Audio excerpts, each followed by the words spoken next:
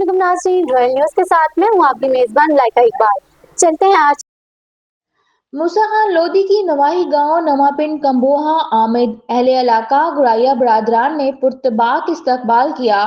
मारूफ businessman सियासी समाजी शख्सियत मूसा खान लोधी की नवाही गांव नवापिंड कम्बो आमद अहले इलाका गुराया बरादरान ने पुरतबाक इस्तकबाल किया।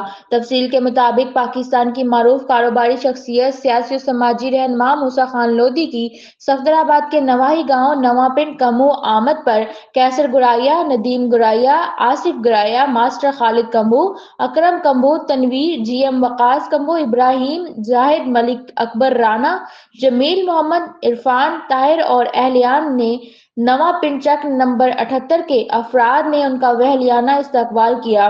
मूसा खान लोधी ने अहले इलाका के साथ सियासी अमूर पर तबादला ख्याल और इलाके के मसाइल पर तफसीली गुफ्तगू की। मीडिया से गुफ्तगू करते हुए उनका कहना है कि अवाम की खिदमत मेरी अव्वलीन तरजीह है।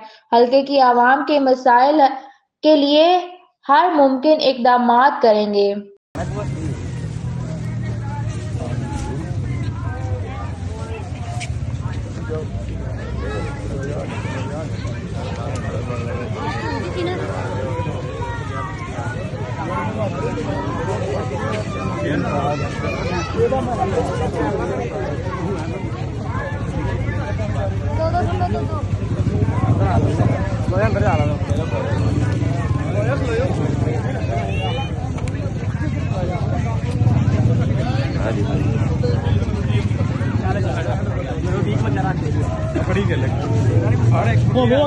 ਤੁਸੀਂ ਵਿੱਚ ਨਹੀਂ ਆਉਂਦੇ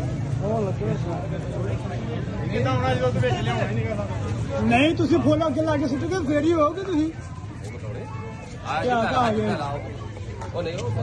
ਗਿਆ ਹੁਣ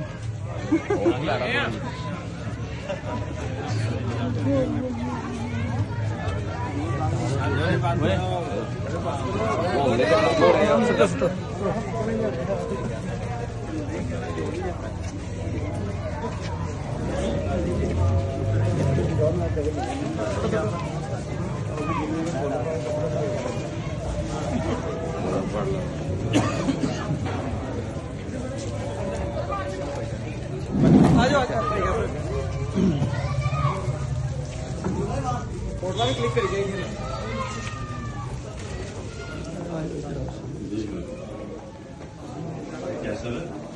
ਅਸੀਂ ਜੋ ਤੁਹਾਨੂੰ ਪਤਾ ਸਾਡਾ ਤੇ ਮਾਮਲਾ ਦੂਜਾ ਪਿੰਡ 'ਚ ਹੋ ਗਿਆ ਨਾ ਜੀ। ਬੰਦ ਕਰ ਲੈ ਕਰੀ ਨੂੰ ਬਾਅਦ